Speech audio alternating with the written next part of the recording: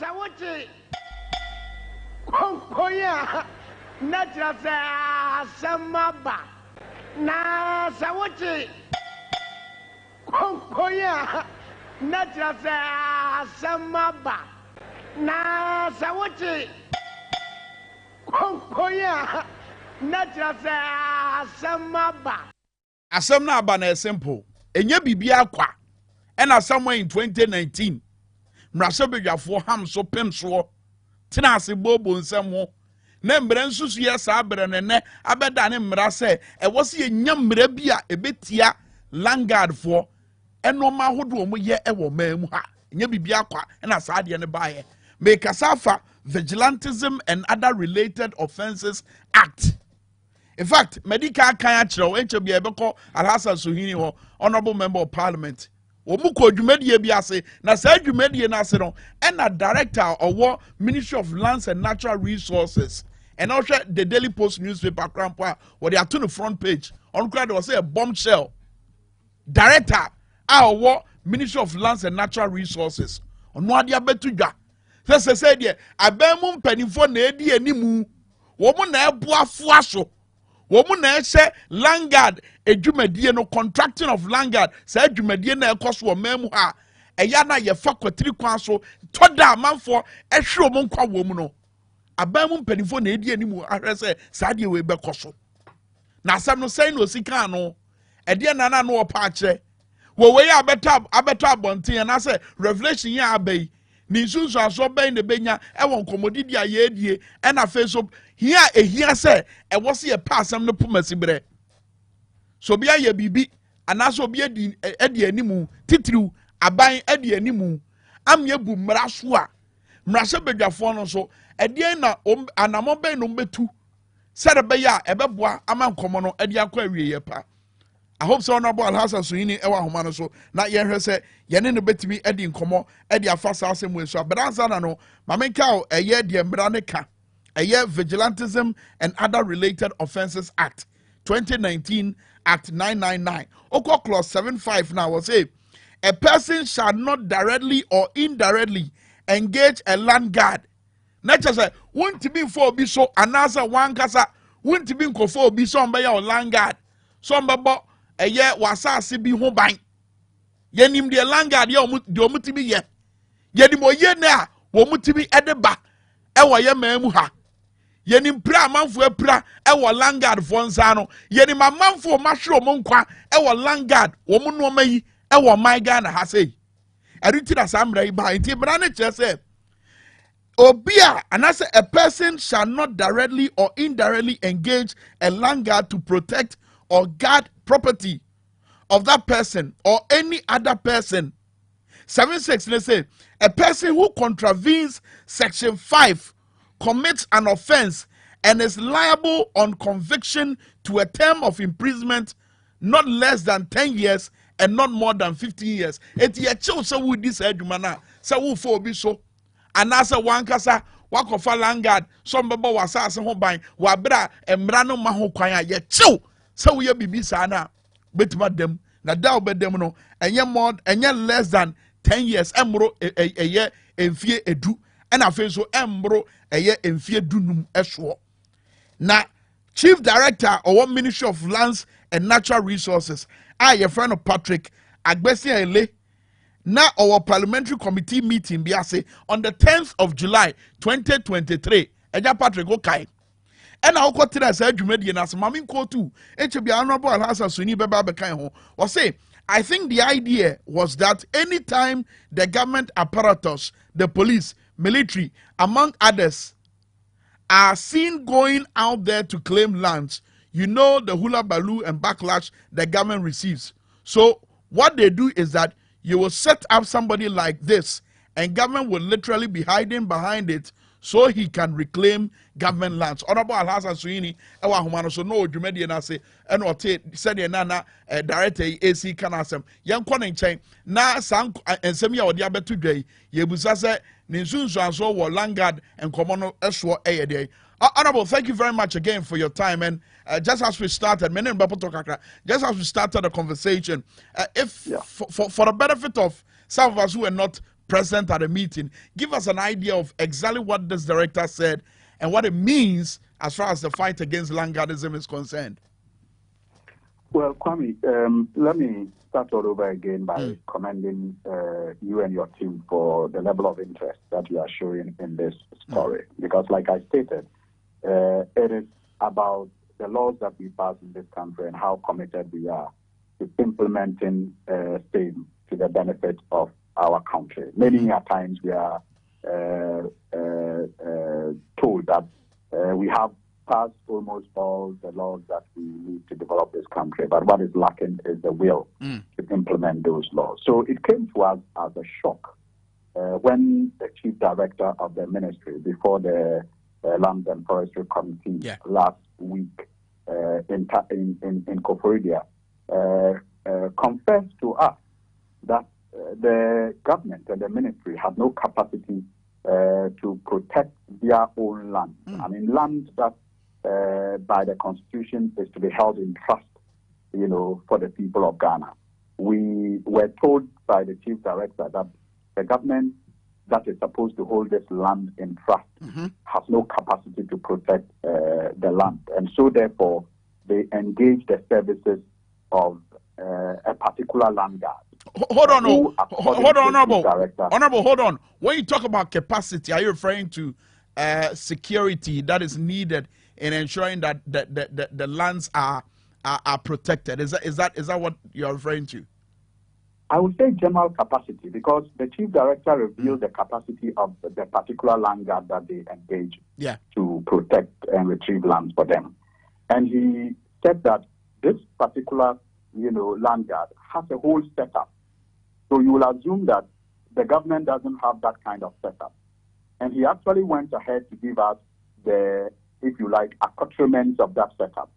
He said this particular land guard has his own security, he has his own machinery, he has his own media people who cover up for him. He has his own judiciary, members of the judiciary who work with him. And he has practically everything that they think is needed to retrieve and protect government land, and that they don't have. In fact, to make matters worse, he said that the ministry is not the only entity that engages the services of this land guard. And that even the police and the armed forces, the military, lack the capacity this gentleman has. And so they also depend on that same gentleman and his institution to retrieve and protect their land for him. For them. And no capacity ben kwa langas for you are post for any. Sorry, I didn't hear that. I'm referring to the capacity that he refers to, that these langas have, that they don't get to have as far as the police is concerned. I'm just wondering how I mean, what sort of capacity are we referring to? For example, Kwame, he even gave us the example of land that was retrieved. Yes.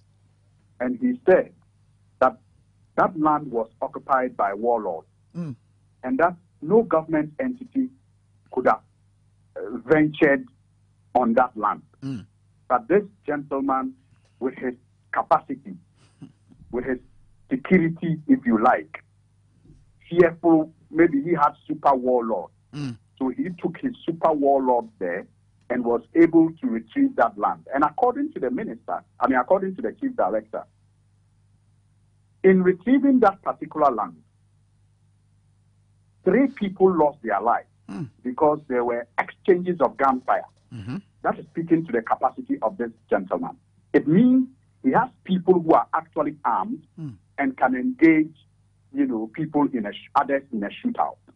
And that there was exchange of gunfire, and that it resulted in the death of 3 people. And the chief director said that if the government was behind it, everybody would have said the military or the police have killed 3 people. But because this gentleman was involved and he has his own media people who cover for him, the story didn't even go far. But the government has the land. And we're all scandalized that what kind of lawless country are we living in? That the government is actually hiding behind and promoting lawlessness. I mean, and I decided to do a little, check. And I realized that this gentleman that is spoken of is one who, goes around dropping names and influence peddling. He, for example, has made almost everybody to believe that he was trained by the great Captain Kojo Chikata. And the Captain Kojo Chikata that I know will not train anybody and, set that person out to engage in this kind of lawlessness. Right. He was a disciplined soldier, a patriot to the core, and will not sanction any sort of lawlessness. But this gentleman has made almost everybody in the establishment to believe that he was trained by Captain Kojo Chikata, and so he's untouchable. He has his own judiciary, members of the judiciary that he works with. Yeah. And so when matters of his lawlessness perhaps even go before the court, he has an easy path. Why won't he, if the ministry itself is claiming that he is the only one that they can engage to retrieve and protect government lands, and even claim that the military and the police depend on him? He is said to be one that has to be feared in this country. And guess what, Kwame? Even in preparing for this story, I have encountered some journalists who have warned me to be careful. With regards, and that indeed this person is above the laws of this country. Wow. And that his roots go deeper than I can imagine. And I'm thinking to myself, what kind of lawless society do we want to, project and live in? And who is this? Who is this gentleman? Who is he? Sorry. Who is this gentleman? Well, the chief director calls him Jato. Jato. He says he's called Jato. And let's not forget, it is this same government that passed, like I said initially, the Vigilantism and Other Related Offences Act, Act 999. That's right. In that act, Section 7, 6, Section 7.5 say that nobody is allowed to engage a land guard to protect his land. Yes. And that, under Section 7 says, if anyone does that, you will be charged of an offense. Yes. And an imprisonment of not less than 15 years. This government passed that law. That it is criminal to engage a land. And the chief director is confessing to this crime. And the chief director is confessing to this crime at a parliamentary committee hearing.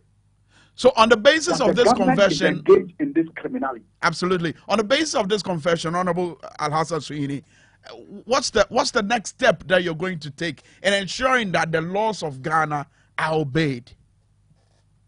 Specifically, we on the minority side, at the hearing, according to the chief director, the government has a contract with this gentleman. We demanded to see the contract so we can review the terms and conditions of that contract with this gentleman. We also demanded to see the payment arrangement, which he revealed a little. For example, he told us about an Adenta land that this gentleman retrieved, about 6,000 acres, and how he used his own resources to retrieve and protect that land, and for which he was paid with about 50 acres of the land. We sought to find out, and we have requested same of the ministry, what went into even assessing the cost that he claimed he incurred, if there is indeed an existing contract that perpetuates this criminality. We have requested for all the relevant documents related to the ministry's relationship with this gentleman and his company. I have also filed an urgent question already in Parliament for the Minister of Lands and Natural Resources to brief the House fully on this criminal, association of the ministry with this gentleman and his agency. I call it criminal association because clearly, unless I am proven wrong, Section 7, 5 of the Vigilantism and Other Related Offences Act frowns upon the engagement of land guards. Yeah. And I do not know any institution in this country that is set up properly so with a mandate to protect land, for which a government agency can engage on a contractual basis. After all, the law says, in my view, this is criminal from the word to go, but we will want to still get a thorough briefing from the minister on the floor of Parliament relating to the kind of relationship that the ministry, working relationship that the ministry has with this gentleman. Okay, we'll leave it here, Honorable, at least for now, and I'm sure in the ensuing days or weeks, we'll certainly get back to it. Thank you very much for your time. This is a matter that we will want to follow to the bottom, because this is about a government confessing to engaging in illegality. That's right. And throwing laws that they have spent the taxpayers' money to pass. Absolutely. And also promoting lawlessness in this country. Absolutely. It is just unbelievable. So unbelievable, Honorable. Thank you very much for your time, and we certainly will follow up and see what the next approach would be. As you've indicated, say, over to us now, where we are, what you are coming to say, no matter share, Mwaya Hodua Muhia, a bit mama same way, and Yabeda Hopefi. So I think I would radio now, and I said TV, no, I bet to us here. Now, many Honorable Alhassan Suhini, and Edin Komo, Afa. Assembly Chief Director, Ministry of Lands and Natural Resources, and the Abetuja Revelation be one must say, Abina no on one kofa land guards. So Mumbaya Juma Emomo, so Mumon Sase, and Hobain Emomo. Now to the sense, Chief Director, it was okay, say, a post for near Sra for Crano. Sa land guard Bakuya, yes, were very powerful. What to be obedient to me, no, I a friend Jatono. Chief Director, ye a confess, say, Eya asrafo ne apostfo kra kofa no mane ye adwuma ena Honorable Alhassan Suhini etwe ya adwen edi esi mra o mankasa de abo mra ne kire se ba asase ho bambo ene ajapade ho bambo a mra ne kire se wuntimi nkofo obi so mbebo asase ho ban ema wuntimi nkofa obi so se oni akono nkofo obi ma Emma one babo asase ho ban ema eti question ye busa ne say adenti na ban a wahye mra sei per the chief director de kan no wono ebusa mra no so Honorable Alhassan Suhini any minority for the say won be di asem na chi akopɛ ne pomasi bre talk about lawlessness hwade bi so ekoso ani nukredi a enkoso o mamu ha sei me say ma me Honorable Kennedy Japan na fe yenwura eye ekuayo ehon nsem e wo man Ghana te say de Honorable Rekopoko de betu dwa na anu ya wo inside politics so ye basa nkomo no so sisi e but Honorable Kennedy Japan atwe Ghana fo nyina adwen ase ade bi so ayade a yenim dada say Dr. Mamadou Bawumia ye born ni din kakraka twamfoni efa no ho se ono na eba abeboa ma ye sika asema so de agina no ye nyina ye hunu ye dansede ne da yanim ehye botom ye de ensa to ye botom ye hu pepepe se Bawumia ya ye ka so obetoto ye sika asem ye enye sa adwuma no no be e se wonam no ye bibi foforo be na de enziom aboa na abeka kire se denkyem no won ka ate asefo hu bio woni hwan na ogina chini Kennedy Japan ye tie no and I would the economy ni call IMF also your strategies. MPP for woman ye clean campaign umbenyasem because media okay me reply obi also your strategies embra ye taking over power not dollar 4 cedis and then dollar 12 cedis with your strategies.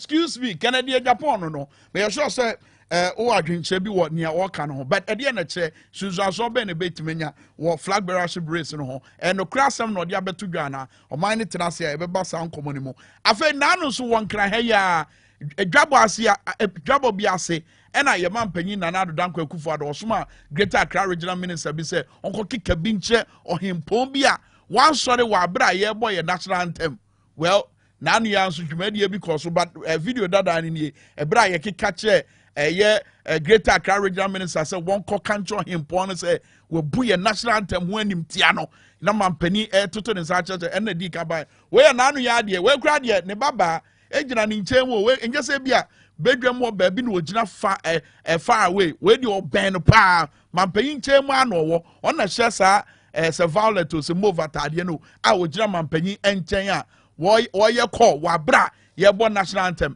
and amafo bebrebusa say said ye mampanyi na wani abre say ye mbo ye national anthem ho ban ne mfo buo ene anidie ma ye national anthem adenti na na ye bo national anthem in this case na obaba gina won chen no and one to Tonton Sansan say e wo se ye bibi we kra de ko ben wo bufu a wo dan na di wa bra ohempon na sori wa bra ye bo national anthem no adenti na one dan say bufu we adi wa bra wan kasa wo ye mu ba fa ne ye mu ba ne de no to so wan abra wan kasa wo ye mu ba ejina won chen na national anthem obo na wono no wogina course wo de tie kakra tie ne course wo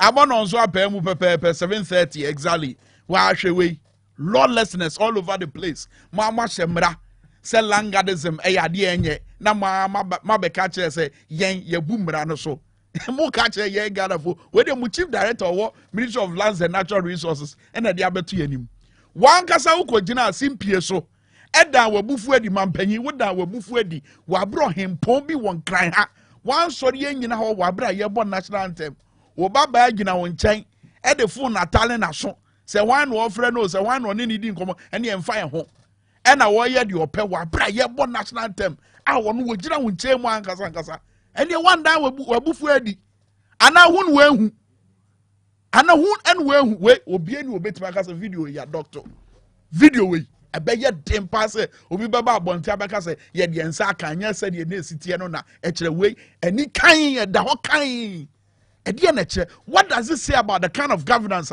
yenya wo man Ghana ha ye ba real issues no so a basa titru koko akuafo nsem poultry akuafo nsem menua eye natongma e wa ase wono anka so ekuani and afen so da honorable Rikopoku by the member of parliament ma Esrafo South constituency obebie nsem bi so e de kire mritiawa yi mo no ye fa ni san komo no na yenhwe se nsem a honorable Rikopoku kan no eno apepepe ena eto akuafo e wo man Ghana ha ye sha asem free eye poultry akuafo sha asem free a afen na nkokɔ na mama se beto ma akuafo no kan san kokɔ no so 80,000 cockroaches to 4,000 farmers in 14 regions and 182 layer pullets. You 80,000 cockroaches no. To 14,000 farmers in 14 regions. And koko nini no, omo market nkete no. So, eno no young cock no. Obeto mako 80,000. Obecha ma 4,000 farmers. It farmer be ma koko no 20. This is 2020 budget. Oma 20. So se mama gina platform so. No catch your man for say me ba. Sa nkoko yen no, me bam. Na this around there, me ma akoko na me ma buo aka ho. Me ma veterinary officers e di akire. Se ne be ya wo e be ma nkoko ni bia no. Veterinary fo be boa na be nya buo e di o magum aye won kama. Send your bear also, Bemans were D. Okay, His Excellency John Dramani Mahama, a Kafa poultry farmer, so any a bar was saying, Eric Opoku, honorable Eric Opoku, now also studio say, here, Emma poultry a for. You ever cook a for the so, but Natom Mammy watching, a dear pani Ghana for how? Came in car already, Mrs. Omejo so. Ghana for ye how does ye papa. Ghana for a band way only a nini ye. Osha abanda da etwemu eye yewura mahama ne NDC amambu osha ye no buy no niema ne ye do a eye ehom pranprade no eye farm input no yewura mahama or the subsidy etoto so ema niema no koto a aban no ofamufa eka no ofamufa na wokua ni wafamufa enti se na wo ye aburo na wo ye emo na wo ye entos ni sa niema no a subsidy ewo ho ya wo tuafa na aban na tuafa koko de ne ewura koko mu a niema ne enya na e free fertilizer ne enya na free chemicals adigu koko so na e free na se otidi ye na se aban no o ma free fertilizer na o sa ma free chemicals a otidi ye na onya MPB ti se wona body kopoko a na o sa de sekan abesa apim so na ne so aye free e de amam enti na makua yo no na aye memremre e de amayen enti so ka sa time no a eno baya na ebadwa edwa so no na efo utimi to bayire fufufu utimi to emu fufufu ni ma chese na efo enso aban we bae no odi kan bae subsidy wo se me ba beto aso na onim de oyeye aban we bae no we se subsidy no 50% no obefa afeduru baabi wo se 75 afeduru baabi nde kura wo yi subsidy na eden efri so ye fertilizer so na ye free ana aban ne de maye no free no so wasa betwam ai nene kura so fertilizer kura gu koko ase a unya chemicals ani edigu ye no bae so no unya unkuta ska twitwiri di anya de obenya na kuyani no sa aye ne no bae na ode no bae na badwa so no petro ya tutum ama ne bo okosoro enti wudi we nyina hihye mu a ansa na umfudie ne free afuom ho aye farm gate ho emra market no na eka wabo na enye kaketo enti so obedi adanse akra ha. In fact, tomatoes, ne boye din, meko boye din, niema boye din. Yewura mahama woso. We se da bi, o man nyame ahira yen.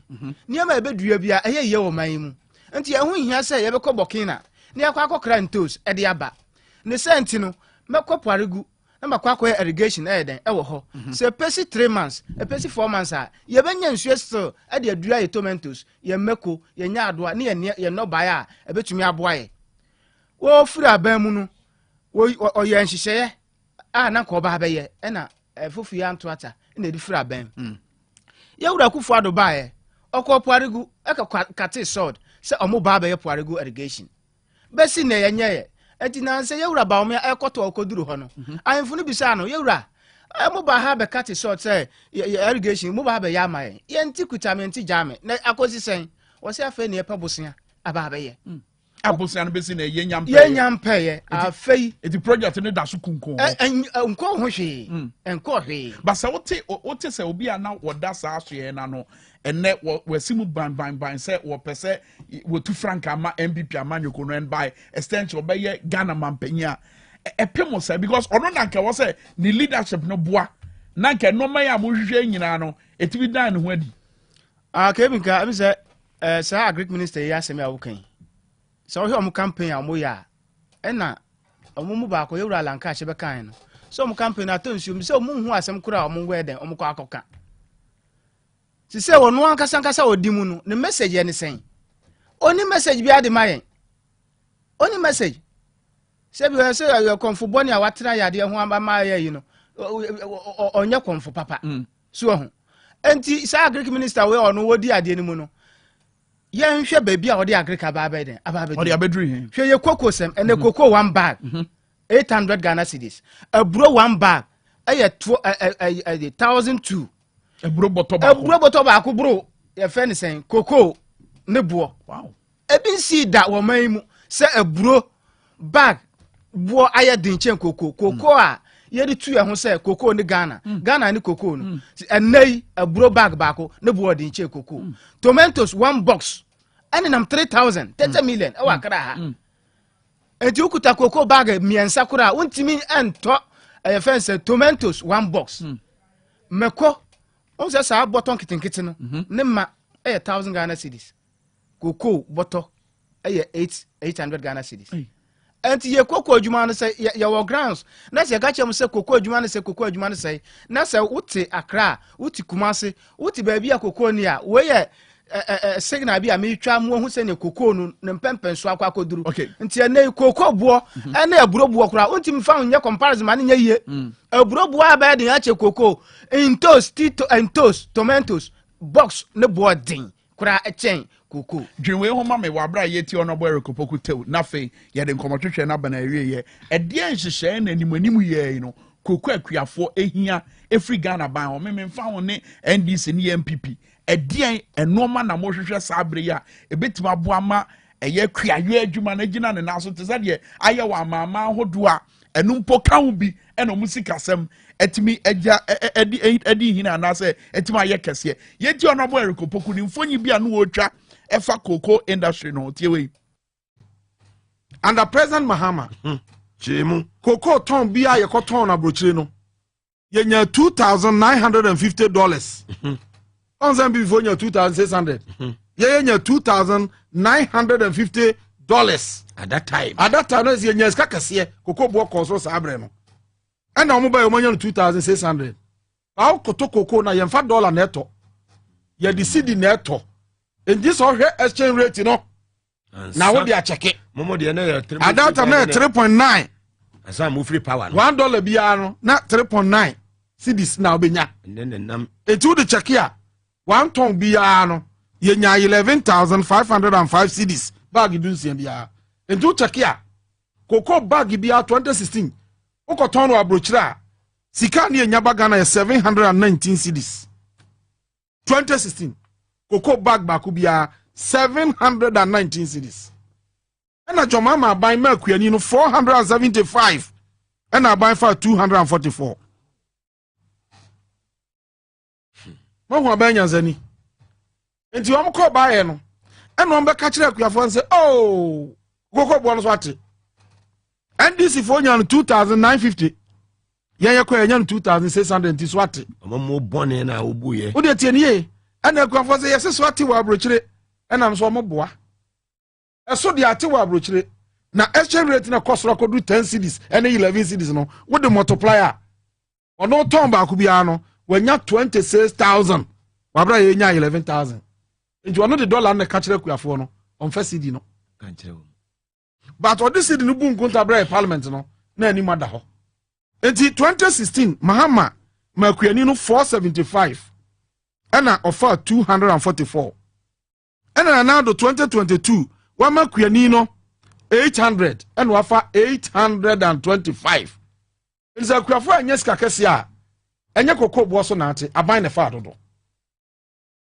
Rekopoku no honorable member of parliament mention for South and Peswa so yedin komoni sie no ene se kuani bi tie ye ya Brian Champion na minister of agric edie pa na nimanimu ya no wo mu hia betima boa na cocoa agriculture sector no so betima beboa ma ye sika se magina ne na so edie ne hia sabre we sabre ya ye wa emfasi edie ne hia kemika ye command na eye nkomo amu odu na yemre nim se etia kakra de ye hia nie sa cocoa rehabilitation no in fact cocoa mutwa ye nyina no ba bia ni ho abekwa a wo be kase omugusu a mo ye ho adwuma na ase adwuma no a improve ye twa nkofo cocoa agu ne dua no kura ayedin enti sa kuyani na watwa no cocoa aguo a wonua ma no a onim se nka dada kura wo ho a at least wanya kura obenya kakra firi so adidi aman sa watwa agu ne dua no so asa ayedin aman aban se obeda obedua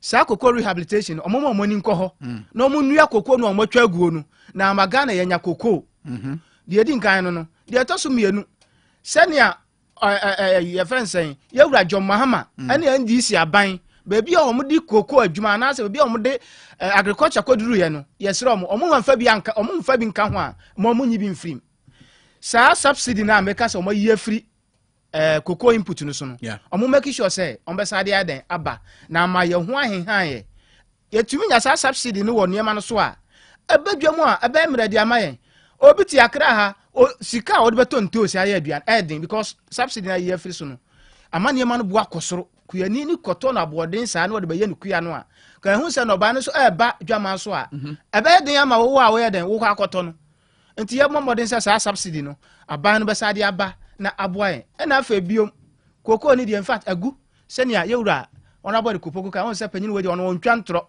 onim tro twa we politicians a omum pentro twa papa we oka ho oka asem a ani ho akinye yesere omo koko adwuma ne de agu anti obi wo ho a obeka se me de boko ye koko adwuma na me de boko akodo aburo ese kra ye bi mu kra ton mo nsa asema galamsey fo na say koko ne kamia sem fa so bi ansa ni so bio because kuyani no obedo ase obetwa nkrampan obeye pruning obeto aduro aguso obekọ akọbọ obe no hata no oyese no obewie na bag baako ba wodi wani di nsem acha uhunu sa ban we sa nsem ya wo kikan nyina ye akwiafo ahi asem na na ahi asem wo gidie se obetime tu anamo animu ya ma nsakraye bi aba aban ne de won se last me ba ha bebu bebi me se oba okwa awade ase a won che no otu banche a wonua esan se onim se awade nya de a fikura kwa ba betu no bio nti wo kotu banche ne wadua wo hu se bebi aduro ne de esebio wo kọ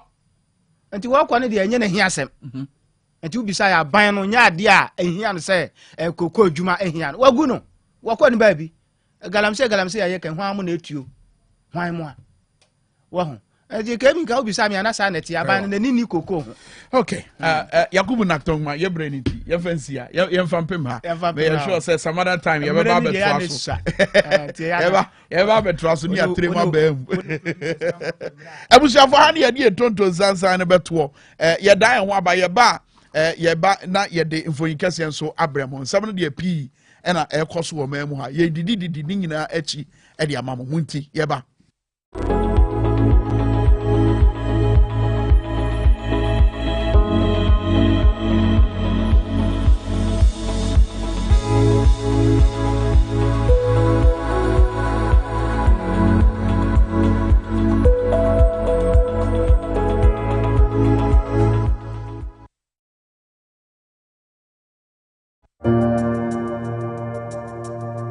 Welcome to the Royal Dazzle Event Center.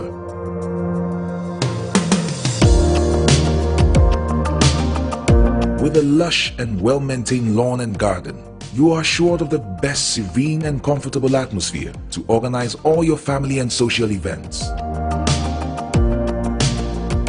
Live the royal moments here with friends and family.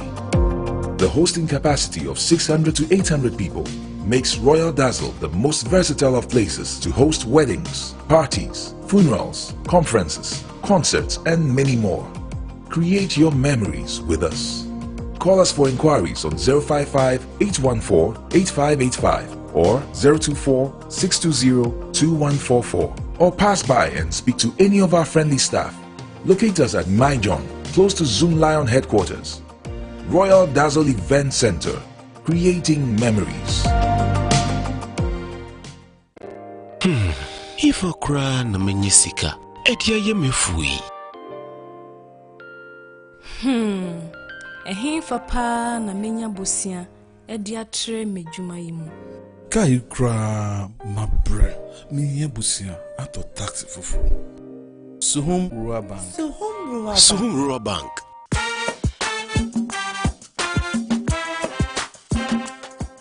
Yemamwa kwa baba Suhum Rural Bank. Ye won hyehyɛ ahodoɔ bi te sɛ dwadifo abosia, ekuokuro bosia, susu account, ɛne daso wɔ hɔ savings account, me bada chain savings account, ɛne de keka ho. Suhum Rural Bank was 03422919896. Na won so wetumi aka sɛ Suhum Rural Bank. Ama ene mayeka una. Suhum Rural Bank. Enti me pa minie. Suhum Rural Bank, growing our heritage.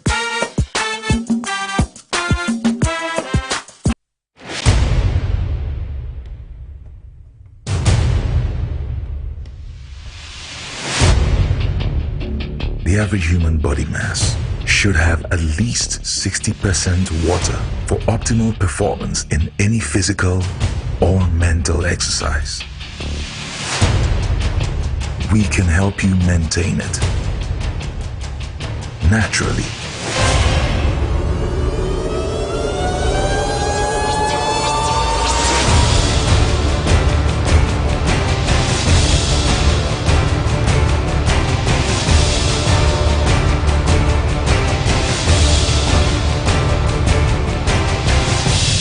X Natural Mineral Water. Simply natural.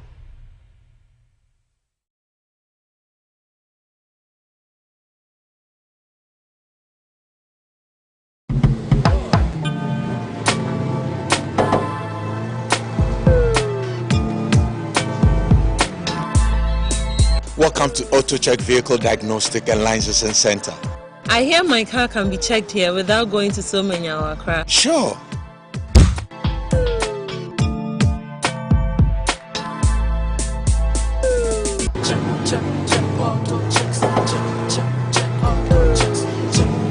Emission, check. Alignment, check.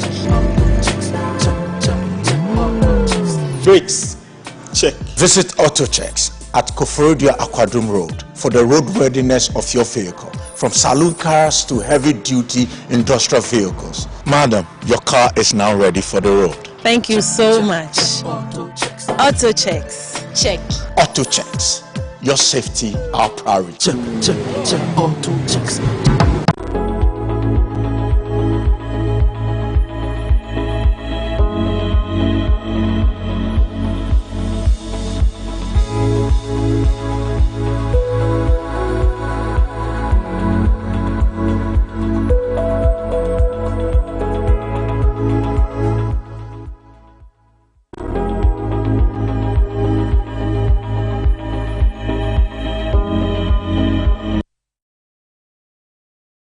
Ma Edionum Dwabo Ase or Power 97.9 and a face of TV XYZ. Mamika said, Wabram for you can see a brasso, Unicorn Car Rentals, Omugusu, Omoyang, one dear Edia Magana Fuina. Send I want te ya, okay, yes, if ya, Kawasha and Musa Superban for Swama, or Nesikabe Butum, and Nan will come out dropper and a dropper.